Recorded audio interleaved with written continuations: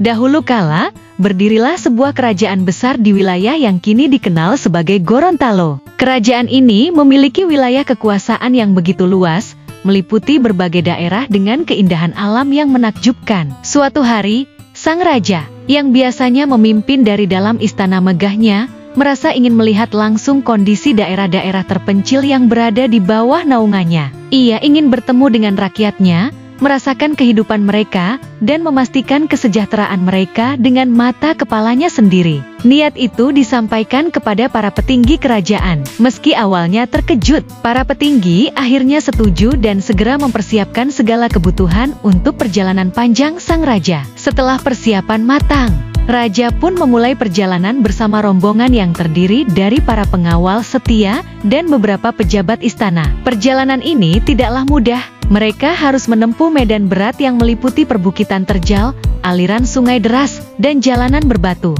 Ketika mereka sampai di sebuah perbukitan yang sejuk, sang raja memutuskan untuk beristirahat sejenak. Di tempat itu, ia memberi perintah kepada para pengawal untuk tidak terlalu formal. Anggap saja ini waktu santai. Mari kita bercanda dan menikmati perjalanan ini bersama, ujar sang raja. Suasana pun menjadi akrab. Salah seorang pengawal dengan nada bercanda bertanya, "Baginda, apa nama tempat ini?" Tiba-tiba, seorang pengawal lain menyarankan nama Tapah, yang berarti pelepasan jabatan sementara. Nama ini dipilih karena sang raja meninggalkan gelarnya untuk sejenak, bersikap santai, dan bergaul dengan semua orang tanpa sekat. Sang raja menyukai nama itu dan menetapkan tempat tersebut sebagai Tapah. Perjalanan kembali dilanjutkan. Setelah menempuh jarak yang cukup jauh, rombongan kembali berhenti untuk beristirahat. Di tempat itu, sang raja memerintahkan agar bekal yang dibawa dari istana dibuka dan dinikmati bersama. Suasana makan pun penuh kehangatan. Namun,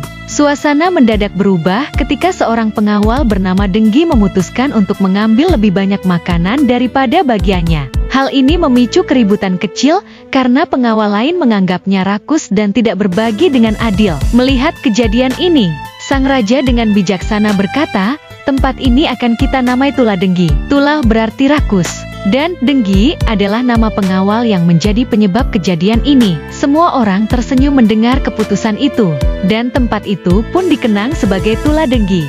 Rombongan kembali melanjutkan perjalanan, hingga mereka tiba di sebuah lembah yang luas. Pemandangan di sana sungguh memukau, padang hijau membentang, pohonan rindang, dan tanah subur yang menjanjikan kehidupan. Sang raja terpesona dengan keindahan tempat itu. Dalam pikirannya, ia membayangkan sebuah kawasan pertanian yang makmur bisa dibangun di sana. Dengan penuh semangat, ia menamai tempat tersebut Pantungo, yang berarti kayu pegangan untuk alat berkebun, sebagai simbol niatnya untuk mengembangkan pertanian di wilayah itu. Sebelum kembali ke istana, sang raja tinggal di Pantungo selama beberapa waktu untuk memulai pengembangan pertanian. Perjalanan itu bukan sekadar petualangan, tapi juga wujud kasih sayang sang raja terhadap rakyatnya dan visinya untuk membangun masa depan yang lebih baik bagi seluruh kerajaan. Terima kasih telah menonton Dongeng Nusantara di channel Dreamy Tales. Jangan lupa untuk like, komen, share, dan subscribe untuk terus mendukung channel ini. Sampai jumpa di dongeng berikutnya.